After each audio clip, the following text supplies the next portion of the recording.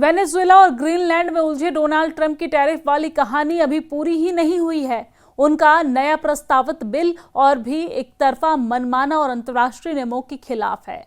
खुद उनकी सरकार को यह कहने में संकोच नहीं है कि इससे अमेरिकी राष्ट्रपति को दूसरे देशों पर दबाव बनाने की शक्ति मिलेगी। नए बिल के मुताबिक रूस से तेल खरीदने वाले देशों पर 500% टैरिफ लगाया जा सकता है और इस बिल पर अगले हफ्ते वोटिंग की उम्मीद है। अमेरिका के निशानों पर मुख्य रूप से भारत, चीन और ब्राजील है। बहाना उसका वही पुराना है कि रूस इन देशों को तेल बेचकर यूक्रेन युद्ध के लिए संसाधन जुटा रहा है। हालांकि हकीकत यह है कि अमेरिका और यूरोप की युद्ध रुकवाने की अभी तक की सारी कोशिशें नाकाफी साबित हुई है, लेकिन वाशिंगटन उस नाकामी को दूसरों पर डालना चाहता है। पिछले महीने अमेरिका ने उत्साह के साथ फ्लोरिडा में यूक्रेन, रूस और यूरोप के प्रतिनिधियों के साथ अलग अलग बैठक की थी। ट्रंप के दामाद जेरेड कुशनर ने भी इन बैठकों का हिस्सा लिया था और इसमें यूक्रेन की सुरक्षा गारंटी पर खास फोकस रहा, लेकिन लगता नहीं है कि इस बैठक में कोई असर पड़ा है, क्योंकि इसके साथ साथ रूसी हमलों में भी तेजी आई है और अब ब्रिटेन और फ्रांस ने एक सहमति पत्र पर साइन किए हैं, जिसके मुताबिक शांति समझौते के बाद वो यूक्रेन में सेना तैनात करना चाहते हैं, जबकि रूस इसके विरोध में है। रूस और यूक्रेन के बीच का मसला कई बिंदुओं पर उलझा हुआ है, पर ट्रंप प्रशासन उसका सरलीकरण करके उसे सिर्फ एक नजर से देख रहा है। तेल की खरीद अजीब बात है कि खुद ट्रंप के दावे के मुताबिक भारत अब रूस से कम तेल आयात कर रहा है। युद्ध से लेकर तेल तक ट्रंप हर दिन कोई नया दावा करते हैं। हाल में उन्होंने प्रधानमंत्री नरेंद्र मोदी और अपाचे हेलीकॉप्टर के डील पर बयान दिया, जिसमें गलतियां थी। ट्रंप की बातें पारंपरिक कूटनीतिक भाषा से अलग है, असामान्य है। भारत को विरोध दर्ज कराने के लिए कूटनीतिक रास्ता ही अपनाना चाहिए। वाशिंगटन तक ये बात पहुंचानी जरूरी है कि उसके कदम द्विपक्षीय रिश्तों को नुकसान पहुंचा रहे हैं। अभी दोनों देशों के बीच ट्रेड डील पर वार्ता चल रही है, तो फोकस उसी पर होना चाहिए।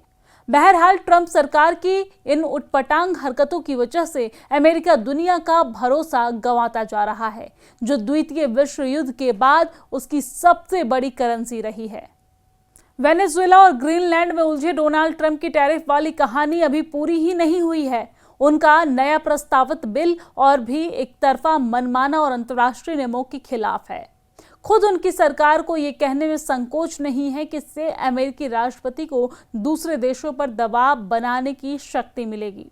नए बिल के मुताबिक रूस से तेल खरीदने वाले देशों पर 500% टैरिफ लगाया जा सकता है और इस बिल पर अगले हफ्ते वोटिंग की उम्मीद है।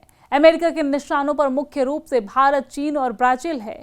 बहाना उसका वही पुराना है कि रूस इन देशों को तेल बेचकर यूक्रेन युद्ध के लिए संसाधन जुटा रहा है। हालांकि हकीकत यह है कि अमेरिका और यूरोप की युद्ध रुकवाने की अभी तक की सारी कोशिशें नाकाफी साबित हुई है, लेकिन वाशिंगटन उस नाकामी को दूसरों पर डालना चाहता है। पिछले महीने अमेरिका ने उत्साह के साथ फ्लोरिडा में यूक्रेन, रूस और यूरोप के प्रतिनिधियों के साथ अलग अलग बैठक की थी। ट्रंप के दामाद जेरेड कुशनर ने भी इन बैठकों का हिस्सा लिया था और इसमें यूक्रेन की सुरक्षा गारंटी पर खास फोकस रहा, लेकिन लगता नहीं है कि इस बैठक में कोई असर पड़ा है, क्योंकि इसके साथ साथ रूसी हमलों में भी तेजी आई है और अब ब्रिटेन और फ्रांस ने एक सहमति पत्र पर साइन किए हैं, जिसके मुताबिक शांति समझौते के बाद वो यूक्रेन में सेना तैनात करना चाहते हैं, जबकि रूस इसके विरोध में है। रूस और यूक्रेन के बीच का मसला कई बिंदुओं पर उलझा हुआ है, पर ट्रंप प्रशासन उसका सरलीकरण करके उसे सिर्फ एक नजर से देख रहा है।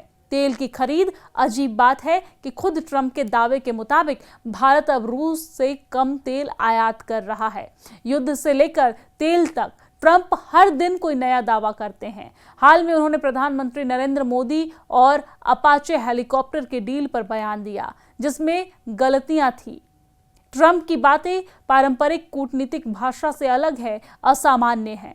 भारत को विरोध दर्ज कराने के लिए कूटनीतिक रास्ता ही अपनाना चाहिए। वाशिंगटन तक ये बात पहुंचानी जरूरी है कि उसके कदम द्विपक्षीय रिश्तों को नुकसान पहुंचा रहे हैं। अभी दोनों देशों के बीच ट्रेड डील पर वार्ता चल रही है, तो फोकस उसी पर होना चाहिए। बहरहाल ट्रंप सरकार की इन उटपटांग हरकतों की वजह से अमेरिका दुनिया का भरोसा गंवाता जा रहा है, जो द्वितीय विश्व युद्ध के बाद उसकी सबसे बड़ी करेंसी रही है।